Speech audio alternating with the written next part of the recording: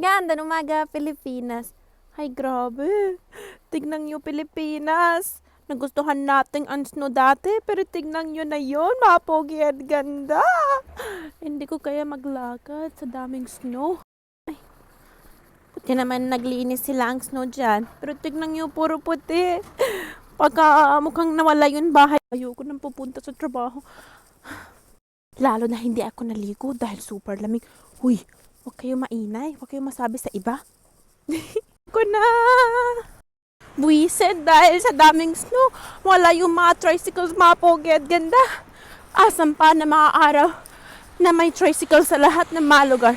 Ngayong kailangan ko maglakad na super layo para sa mga bus. Ay, nako. Takpo. Grabe, tingnan niyo sa kamay ko. Frozen na siya. Aray. Buwisit. Asan na si Kuya JR? Kuya JR, pasensya